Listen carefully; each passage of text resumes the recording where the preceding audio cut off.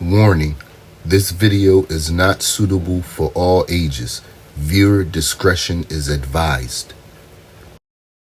This series discusses sexual abuse and trauma. Viewer discretion is advised. It is important to realize that the reason we were more susceptible to be targeted by this woman was because of our unhealed childhood trauma, as it created vulnerabilities which were used against us.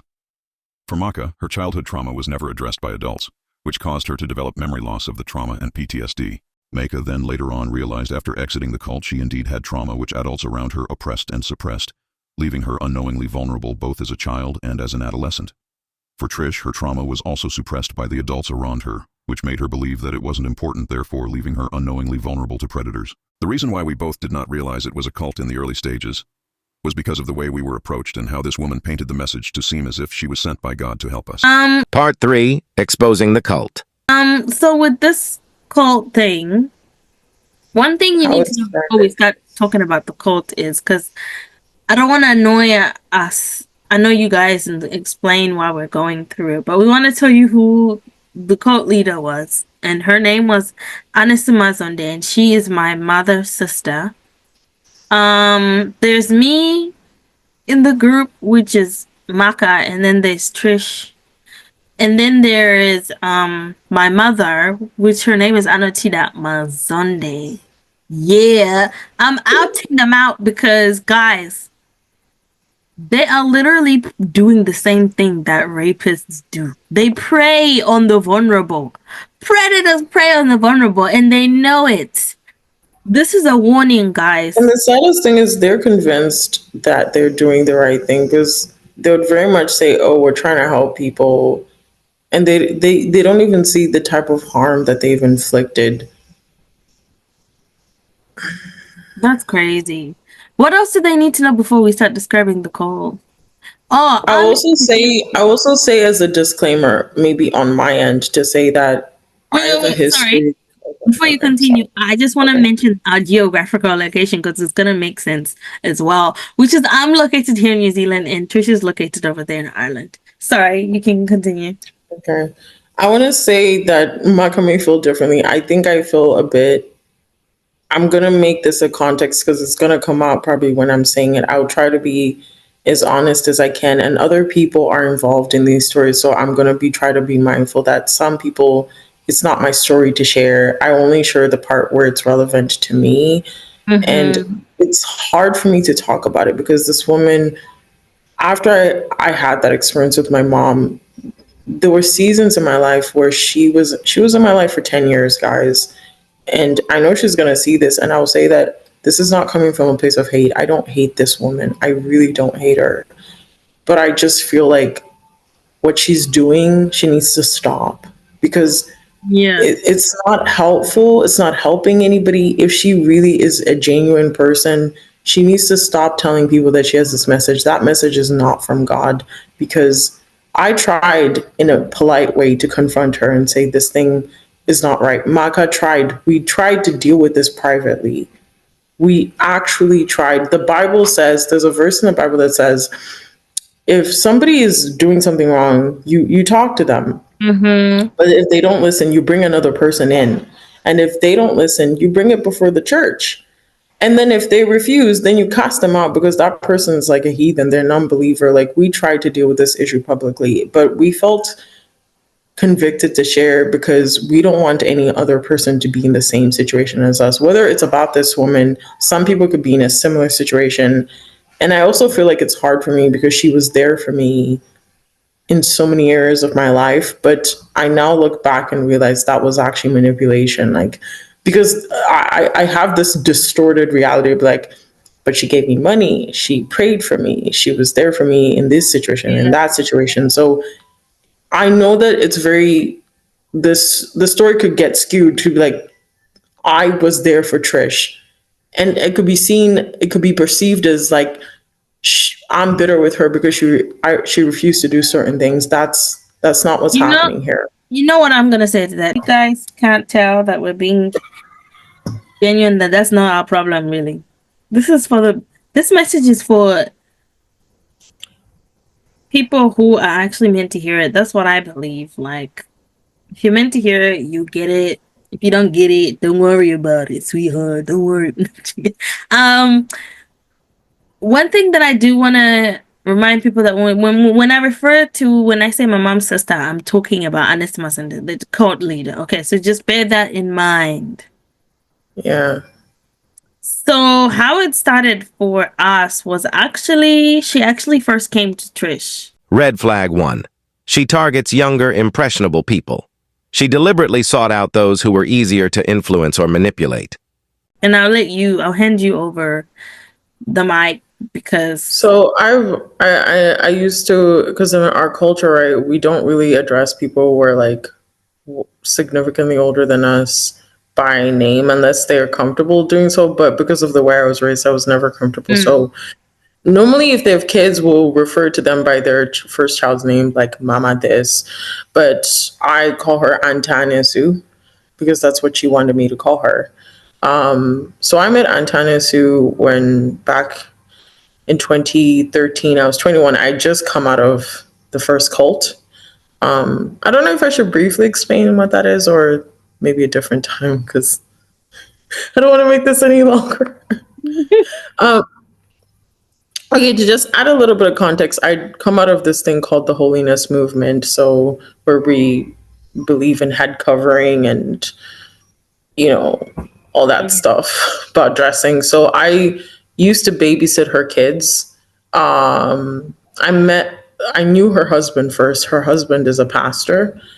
And I babysat her kids for a while. And he was like, oh, my wife, because he's Nigerian. He was like, oh, my wife is from Zimbabwe. You guys should like be friends because you're Zimbabwean. I lived in the hostel at the time. I didn't have my papers. So babysitting was a way I made money. I was at the time, yeah, I said I was 21 years old. I would briefly interact with her, but we didn't really speak that much, like, because she was busy. She was on the go. She was a mom, and she was working. Where we really started to reconnect was where the cult really started. It was in 2015, which is like 10 years ago, which is wild to me. I at that time was 22 going 23, yeah, around that time. Jeez, that gap doesn't make sense. 2021, yeah. So yeah, when I was around that time in 2015, I was starting to come out of a relationship that I'd been in, and it was ending, and I was devastated because I deeply loved this guy, and he didn't want to be with me. So I was struggling to let it go. And I went to this baby shower, and I'm like depressed. I'm like, my world is over because this man don't want me. And he's like the love of my life, dramatic early 20s Trish. And even at that time, my best friend's like, let this man go. Like, and then I see her, at a baby shower, and then she's like, oh, hi Trish, like, are you okay? And I was like, yeah, I'm fine. And then I left and I went to my room upstairs, and then she followed me. I had a roommate at the time, and she was like, guys, I have to share with you the message that God has shared with me. And at that time, I remember sitting there thinking, oh my God, like maybe this person could help me because I'm in such darkness. Like I had hit rock bottom. And when she shared her story with me, she left. And then I ran downstairs to her car, and I was like, please. And then I started telling her the truth. I was like, my life is a mess. I'm clinging to this guy who I know is not my husband. And like, I'm a failure. I'm so far from God. I've been searching for him and I can't find him. Like, please help me, And then she prayed for me, and then I felt something different. Why I share all of this, I feel like, unlike Maka, I think that to some degree, God did use her to some degree. But I think at the same time, I don't know, like things just went really wrong over time. And then how Maka enters into the picture, because I've been talking for a while, is that when I started hearing because she like was training me in how to hear God, and we were learning about deliverance, and she used to send these emails like of like Sid Roth at Supernatural, and these emails about deliverance and how God had trained her in this new way that the church has failed to do. Red flag 2. Spiritual superiority and exclusivity. She positioned herself as the only one with the true understanding of God, making people feel dependent on her guidance. Like this is like part of a new wave movement. So yeah, like I remember one day she was like, I have a sister in New Zealand and she has like 3 daughters. I want you to speak to them because I think God's going to use you. Like, it's almost like we're tag teaming basically to like recruit you guys. So I'll let you take it over from there. Yeah, I remember that she talked to my mom first. And then my mom was like, "Oh, my sister has someone that she wants you to talk to." And funny enough, before we talked on the phone, I already had a dream about me and Trish talking, and I had never met her before. And I felt like there was this when she was talking to me. In the dream, there was this darkness that was moving from from that side of the planet. Wait, I remember you telling me this dream and I didn't understand it. Yeah, We now talked about this the first time we spoke, yeah. but I think God used it to. I feel like we were meant to meet, but it was just the circumstances. I don't know. They're questionable, God. Very questionable. But yeah, she was like, "Oh yeah, I have someone who wants you to talk to about." And I was also in a place in my life, God, where I had just been baptized for. It had been 2 years, and you're in that stage in your life where you finally. There's a point when you get baptized that you realize that people don't actually tell you the truth of what it's like after baptism. They don't. It's like no one tells you what goals. Like it's like no one tells you that the baptism is not the end goal. Like there's more to walking with Jesus, and you can make goals with him and be like, "Oh, I want to be able to trust you fully, or I want to be able to have all these." Because he literally says in the Bible that we should aim to have, like, for example, spiritual gifts, we should aim for all of them. That's literally what he said. So I was aiming for all of that, and I was someone who was like very adamant and having my own relationship with God and talking to him. And I had already been baptized with the water and with the Holy Spirit. So by the time they came, I was already listening. I was already hearing. You're already hearing, but she was saying Yeah. you weren't really hearing. Because I remember I came to her and I was like, Maka can hear. And she was like, no, she doesn't. You're like, but He she didn't like said the way she I heard. does. See, do you see how manipulative she was already doing it? She's trying to come into my life and tell me that God is speaking to me, the way he's speaking to you is not the way. Which to me doesn't make sense because she doesn't live with me. She literally lives halfway around the world. Like, okay. Like, it doesn't make sense. And then we talked on the phone. I think you told me the dream. I think you told me something, the message. You were like, "Oh, God said you hadn't been hearing well, da da da da," and then we prayed. And then for me, because I was in a place where I was like, "I'm hungry for God. I need more." If He thinks that if this is something that's gonna help me deepen my relationship with God, then why not? I'll think about. I will say that Oh, you did begin to hear more. Like you were already hearing. I think it was the same thing with me. We both already could hear, but it was just never. I don't know about you. For me, it wasn't as frequent. Like I would have like a space of months before I would hear yeah. God. Yeah. I don't know. I feel like I could hear Him from when I was young, but that's another story from another end. Um.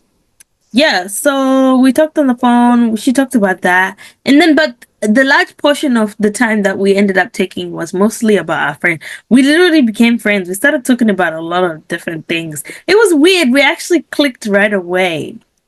Actually, the first thing, here's a fun little story.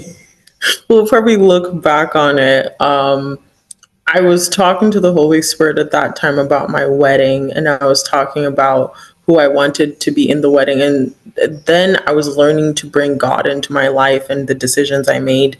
And then I was listing out all my friends, and the Holy Spirit was like, none of these people are going to be in your wedding. And then I was like, then who? And then he was like, Maka Konashi is going to be your maid of honor. I was like,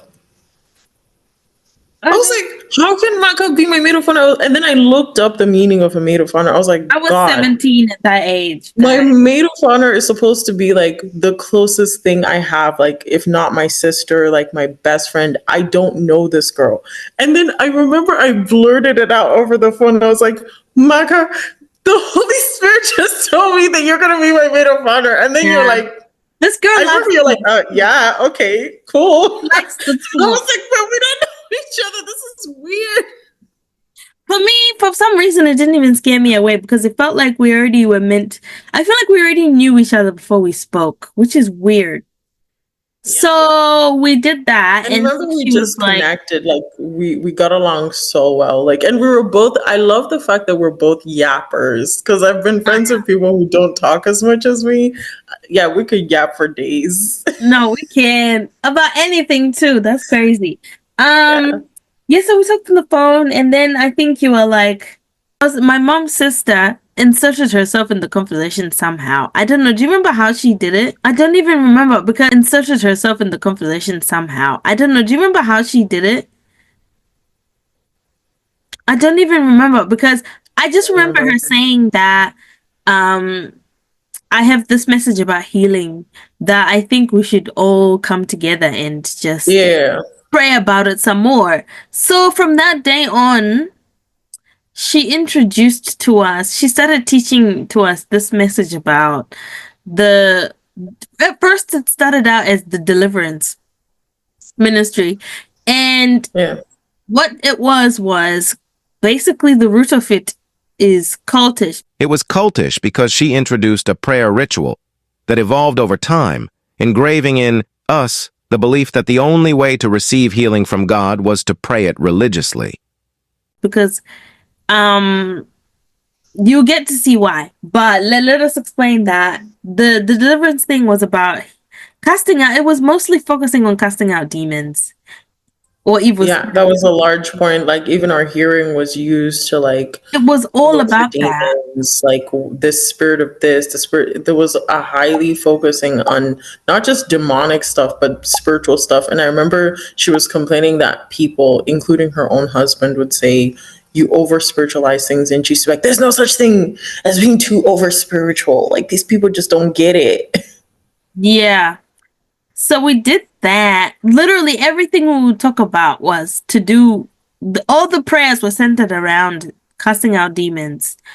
Or it's either that or we didn't pray the prayer properly. So the prayer it started out as a 7-step prayer, I'm pretty sure. And then it went to a 10-step. But basically what it included casting out demons. It included doing generational stuff, word curses. Yeah. I don't want to go into too much detail into it, but that's what, unless you want to add any more detail about it.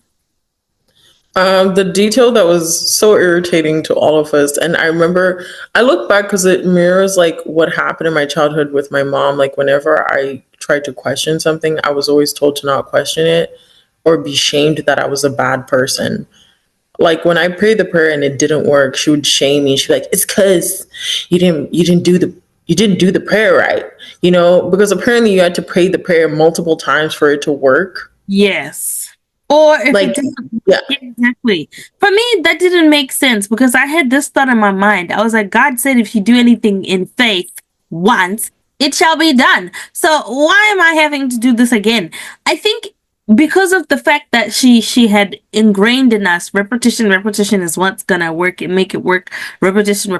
Red flag 3. The ritualistic repetitive prayers seem to contradict the very purpose of Jesus' death on the cross. Is what's gonna make it work. It became normal to repeat it because we were expecting it not to work the first time, so why should it work the second time? It's only gonna work maybe the 4th, 5th, 6th time. I'll also add something because it's because I'm always anticipating of what she's gonna say, because she'll say, I didn't create this prayer by myself, guys, you contributed to it. And I want to say, because when we were hearing, we did hear words to kind of add to what was her teaching. But I will also say there was a lot of confusion in that group. Like Maka, remember how chaotic it was? Like if we're asking for a word and then people be hearing different things or weird things, like it was so messy. Yeah. So a few prayers into it, the first prayer she sent us was unyoking with people, which is what led, because I was in my last year of high school, right? And I had good friends. They were good friends. So if you're watching this, I'm sorry that we're not friends. Now you know why. She literally started out by isolating us. Red flag 4. Love bombing followed by control and isolation. She initially made people feel special and chosen, but over time she discouraged outside relationships that could challenge her influence. She caused us to isolate ourselves from the world, church community, friends, and family. What led, because I was in my last year of high school, right? And I had good friends. They were good friends. So if you're watching this, I'm sorry that we're not friends. Now you know why.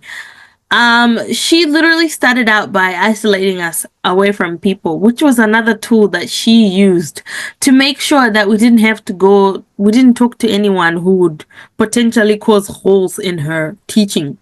So she started saying Couples. like, yeah, she started saying like, oh, you need to isolate, your friends are not really friends. You need to isolate yourselves from people. Okay, their ops are secret Yeah, because haters. anyone who's not doing the deliverance message is not from God. Like you cannot And it possibly. had to be approved by her, whether it was friends or let's not even touch on dating. Like you Hmm, weren't like if they're not compliant of this message, they're they're not. the enemy. Yeah. Mm. So she made me like cut my ties with all my friends, completely isolate myself from And society also to bring how she and did it church. was it's not like when she say she made you, it's more of like she kept guilt tripping you because I remember there was a time even I was sent because I would take accountability because we talked about this, remember the other day concerning your sister. And I was like, many times it wasn't even her directly doing it. Sometimes she'll use me as a tool because I'm convinced that she's right. And I would Mm. be sent to be like, oh, Maka, like you don't love Jesus. Imagine someone who's so hungry for God being told you don't love him and you have to quit your friends. And Maka is such a like we're not like she said such a young impressionable age because I can't imagine being 17 at her age and hearing all of this. And I mean honestly the fact that you still have a relationship with God is some people will be are atheists out here I'm because of thinking the that's actually the first time I lost hope because with my relationship with, I think now I look back, I'm like, that's when I started losing hope in just people in general. She made me lose hope in people because she was like, anyone who doesn't do the deliverance message she says God gives her is not right, they're in the wrong. But she never was able to take the marker out of the marker though, let's just say that.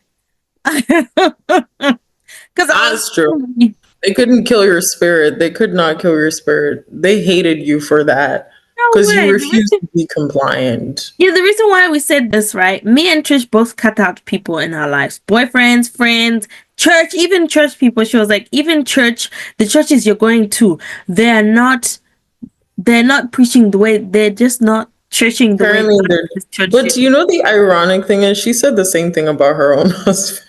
But she was still going to church, Trish, which didn't. No, she was convinced that God had sent her into that church to save those demonic people.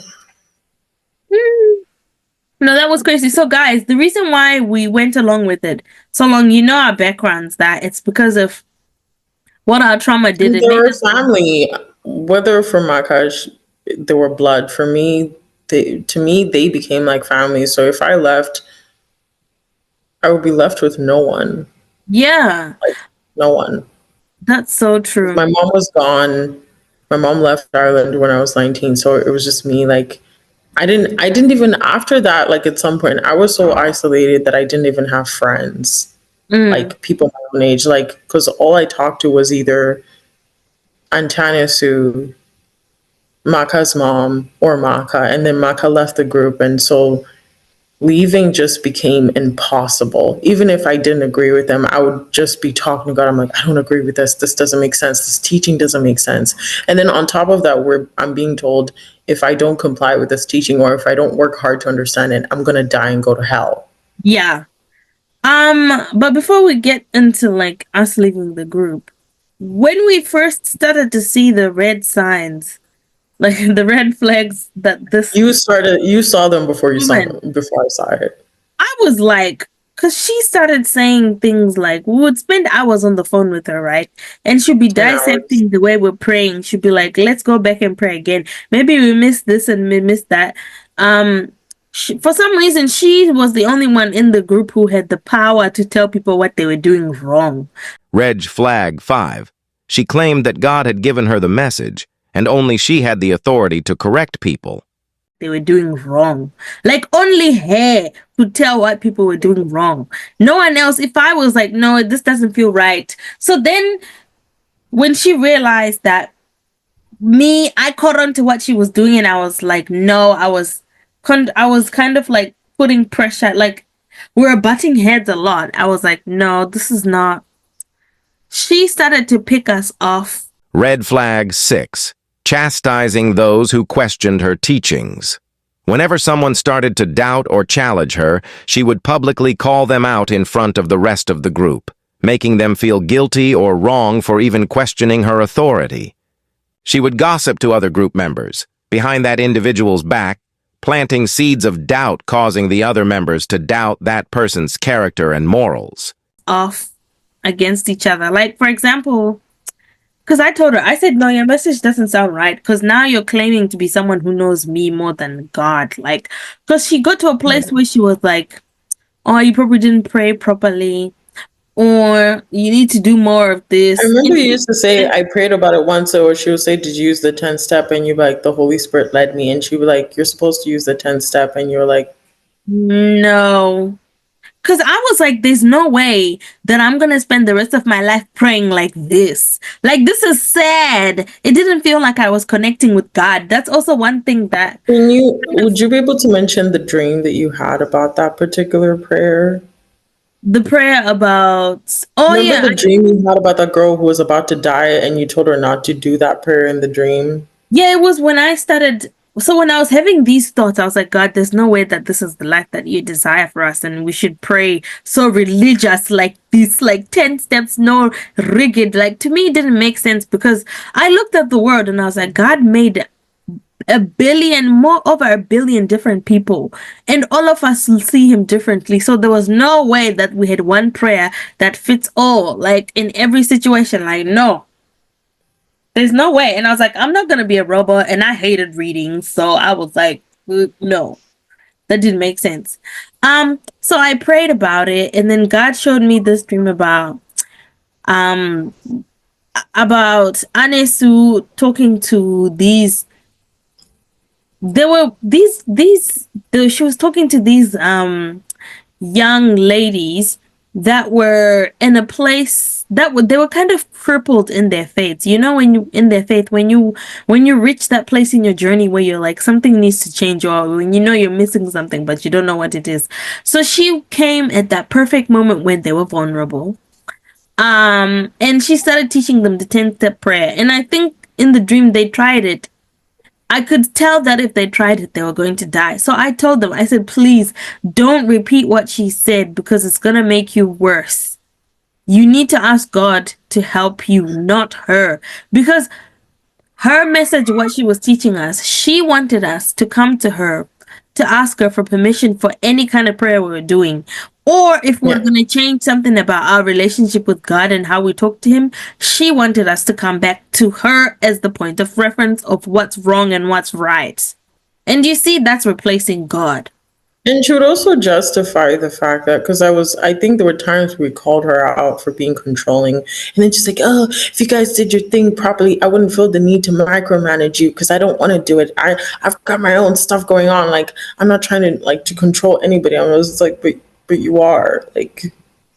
Yeah. And she tried to make us, basically, she was trying to recruit us into living the lifestyle that she had adopted from from that she claimed that was from God, but it was not from God. So yeah, that's how it happened. And I told her about the dream, and then she was like, "Oh, you're just trying to attack me." Oh, And you. also say And then what wait, was Trish. worse. Okay. Wait, before I forget, this is around the time where she started telling me that I am disrespectful to her, that I don't honor adults and what they have to say. That's around the time when she started having that kind of talk up against me. And then she would talk about me against my character to my mom, to Trish, to anyone else in the group, so that if I did come to them and be like, no, this is not okay, then they would be like, they wouldn't be able to see it clear because she had already painted how they should see it. No, it's true. Yeah. What were you gonna say?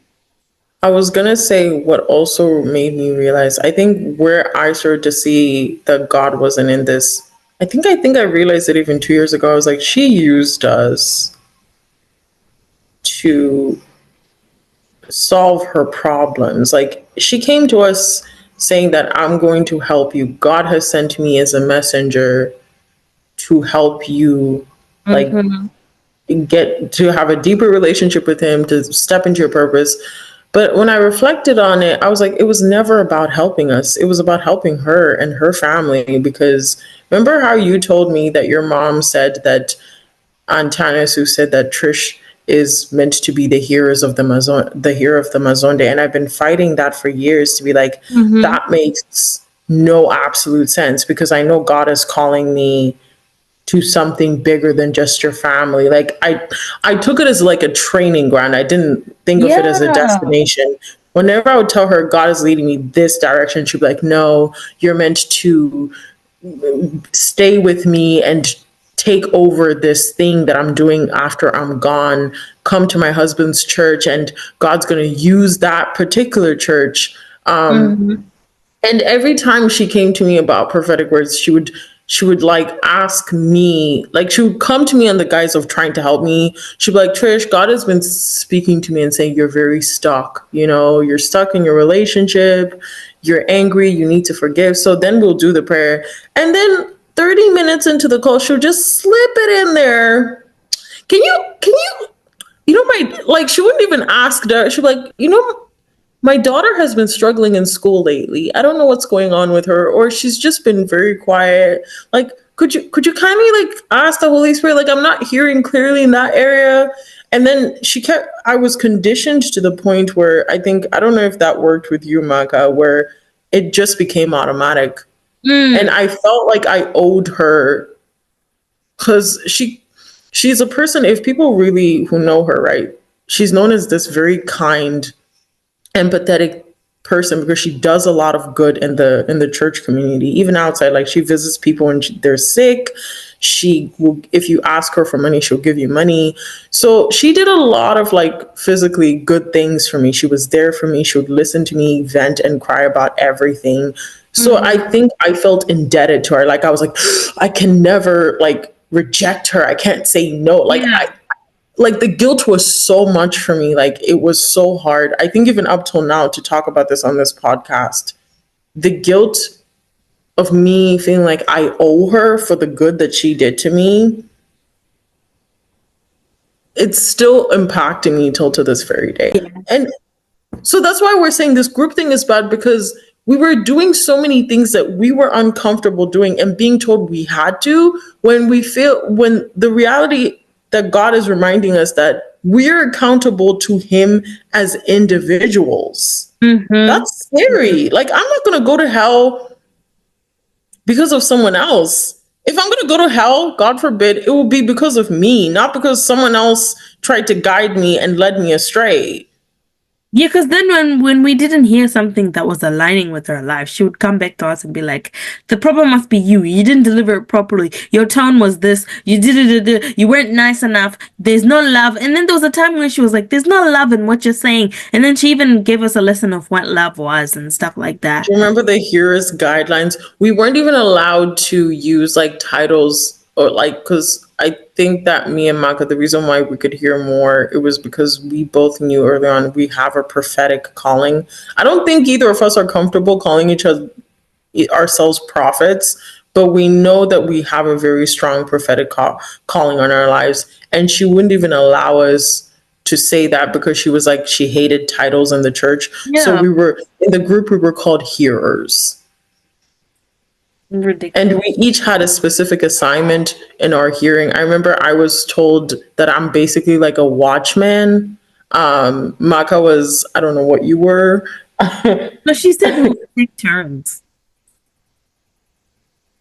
And our job was to confirm. Like the goal Yeah. was everybody should be able to hear, which was ironic because at least with Maya, she said she heard God, but with your mom, she did not hear anything. So she was completely reliant on us to the point I felt so drained. I remember last year telling Back, I think she was lying about hearing from him now. I actually don't think, I think she just said that so that we could trust her a little bit more.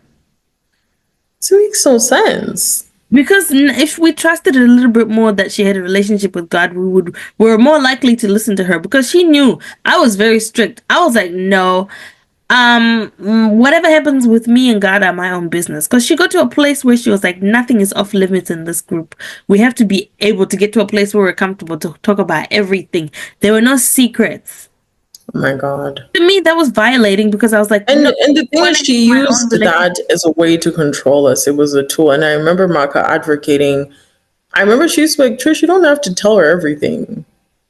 I mean, obviously I had a problem in that area, but like she was like, and I'll say this thing, it's not that she would make you tell her everything.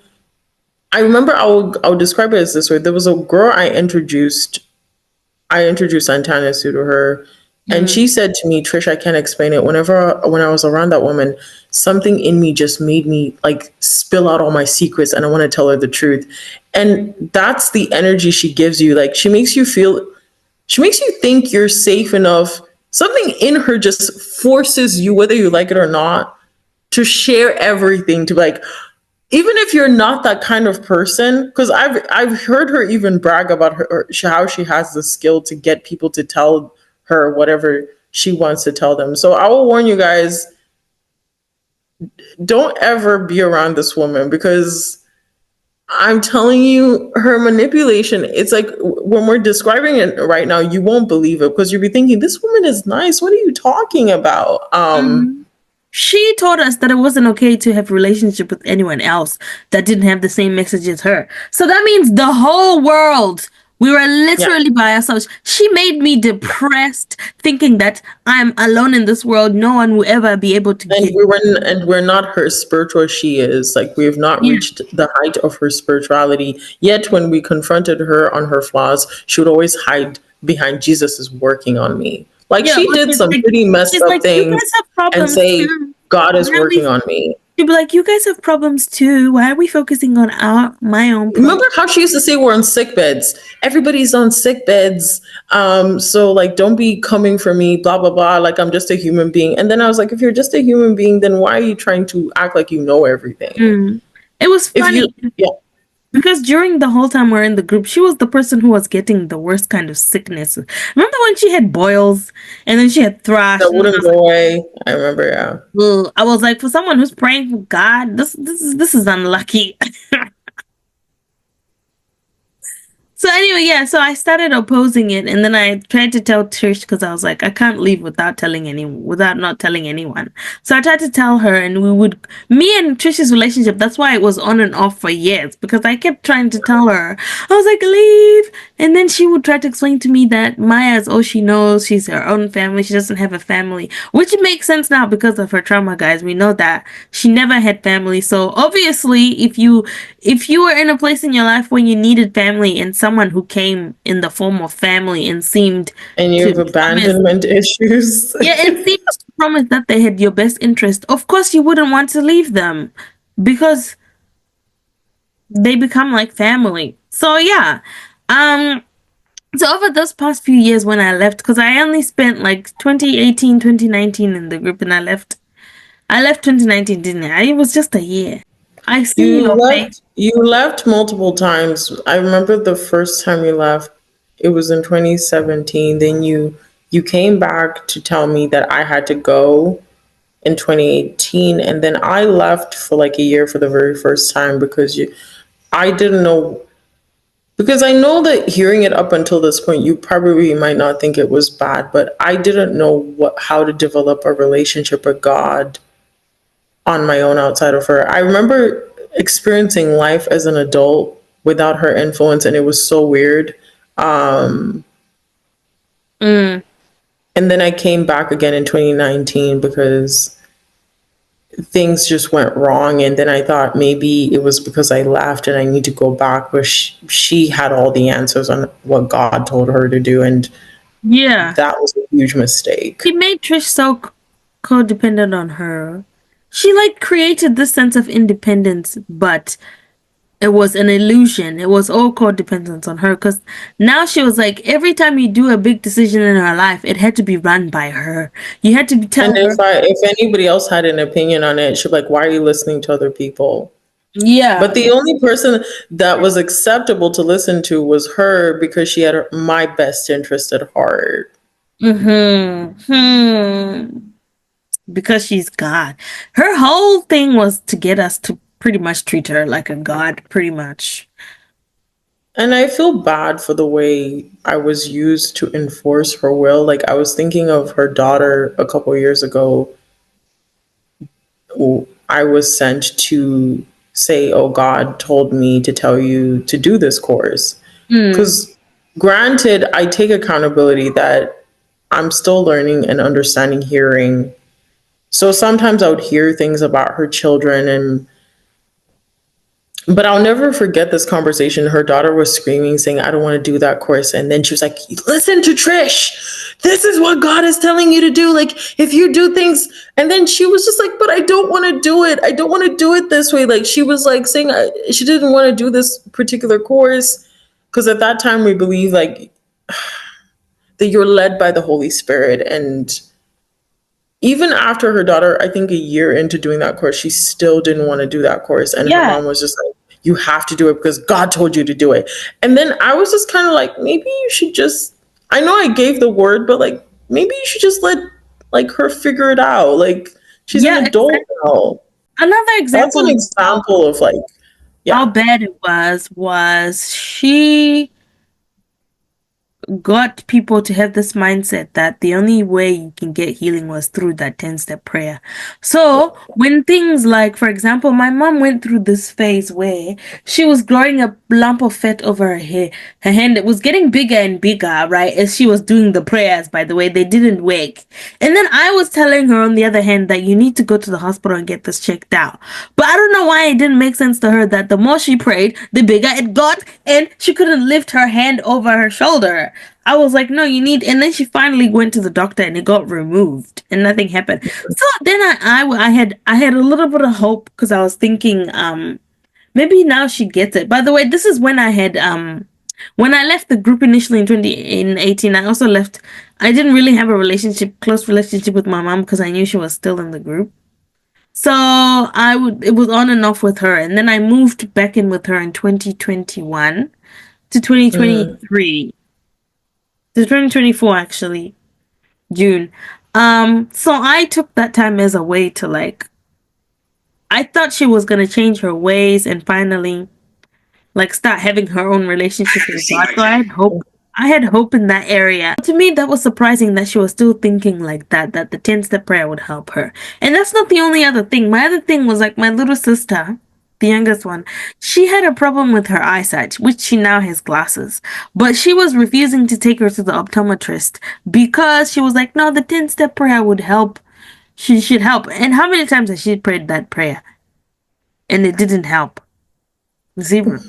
I don't think it ever helped. But I feel like that prayer was like a placebo effect, because there were times I thought it worked, but then the effect would just disappear. Like sometimes after a couple hours or a day or two, and then I'll call and like, because of the way it's designed scientifically, right? You can actually train your brain. You can actually trick it into thinking that it's getting better when it's not. Like, there's a lot of Right. psychology that happens onto it, but that's what she did, guys. She would say, oh, if you did the 10 step prayer, it would work. Like, she had brainwashed us to the point where we thought the 10 step prayer should work for everything Because else. she claimed that it worked for her, so it should Mm. work for us. By And the way, if it didn't work for us, she yeah. was getting sick all the time. She's a woman who was sleeping with other people, by the way, and she was still claiming to have a relationship with God. Sleeping with even people she shouldn't be sleeping with who are young. She would not admit it, but this is what she was doing behind our backs, saying that, oh, I am a prophetess of God, da da da da. I have the real message. How does someone who has the real message of God, literally, she got married to someone, by the way, when they were married. The marriage was fake because the marriage paper was fake, first of all. Second of all, her household was divorced and she was struggling with loneliness. And she was someone who also didn't believe in counseling. Like, for example, when I came to her explaining to her my trauma, she tried to shut me down and say that it did not matter because he was dead and his family, you should forgive him. You're being too dramatic. And I was trying to explain to her that you need to understand how trauma works. It literally shapes. You have to take. It takes years to like heal from the time of trauma, the type of trauma that me and Trish went through, to be able to like get to a place where we can talk about it without, you know, feeling pain, and to get rid of Yeah. some of the behaviors that taught us. And it also affects intimacy issues in regards to friendships or even dating. Like, you're triggered on so many levels. Mm-hmm. And she was not doing well in any area of her life. When you look at finances, she was having financial problems. She was having sexual problems. She was Remember, she quit her job. She quit having, her job because she was yeah. forgetting things. Yeah. Mm-hmm. And then she was Marriage. demanding us to give her the answer of why God wouldn't heal her, like her forgetfulness. And I was just like, God's not giving me an answer. Like, I can't force God to Hmm. give me a response or to demand healing. That's not how the gift works. How did we not Uh, see it? Her life was literally deteriorating as we saw it. She went from yeah. having a job, from having a husband, to not having one, to staying at home all the time, to sleeping with people, to having financial problems. How was this? If this message was from God, why was she not prospering? She was not prospering in any It's way. like someone asked a question once about witch doctors and saying witch doctors always claim to have answers. But if you look at the witch doctor's life, like, you're like, if you claim to have this power to help me change my life, why are you living in this hut in poverty? Like, look at your life. Explain that, sir. Explain it a lot. There's a quote by Maya Angelou that says, you should be scared of somebody who's offering you a shirt and they're naked. Now I understand that quote because I've heard it multiple times, but in this situation, it's very befitting. She did get to a point where she would, like, if we're dating someone, if she disapproved, she would find a way for us not to be with them. I still feel sad about the situation where I don't know if a certain person was dating somebody and that man really loved them and she broke that relationship up saying that he would never accept this group. And then she was like, well, he agreed to come to church with me. She's like, that's not enough. Like, break up with this part. To the point the person broke up with them. And I remember speaking to her, I was like, this doesn't feel like it's your decision. It feels like you're doing it because of someone else. Mm. Like, you should come to this conclusion because it doesn't feel right for you, not because this person is telling you that they're not right for you. Like, do you not have your own agency? Like, do you not have your own? It's almost like you weren't even allowed. Like, and so, like, I now look back, I'm like, you weren't allowed to think for yourself. Even though she would say, like, no, you are allowed to think to yourself. You guys were the one that came to me and asked me my opinion, blah blah blah. But I was like, then why was our lives so much why is it only took distance and time for us to feel like we can actually think for ourselves? Because if we really thought of for ourselves, none of the choices that we're making right now she would approve of. Yeah, exactly. One thing before we move on to the next chapter of our life, which is now and how it's affected us. Did you have anything else you wanted to add onto the cult? I wanted to add about her teachings that when it moved away from her deliverance, right? She came up with this theory one day. She was like, "Oh, guys, you're not ready to hear this theory," and I was like, "Why?" And then she was like saying that because what I said here, that when it came to prophetic words, it was very messy. Sometimes it was hit or miss. Sometimes we would give her a word and it was accurate. Sometimes it'll be, I'll be like, "Oh, I'm seeing you do this," and she was like, "That's weird. I've never done that." Because sometimes our prophetic words could be, we're telling you something that either happened or something you're about to do or something that someone's about to do or someone's already did. Or sometimes she'd be like, So she was what you heard, like she'd be like, "That's completely out of my character." So she came up with this theory that the inaccuracies weren't inaccuracies. We were seeing versions of ourselves in the spirit realm. That that's why we were seeing all these other weird visions. So she started saying everything we're seeing is true. And she came up with this theory that it's no longer about demons, why we're not getting healed or not getting to our goals, it's ourselves. Like, and she talked we about how haven't been this truly it's hard to explain this. baptized. She was like, "You guys need to get rebaptized. You weren't baptized properly."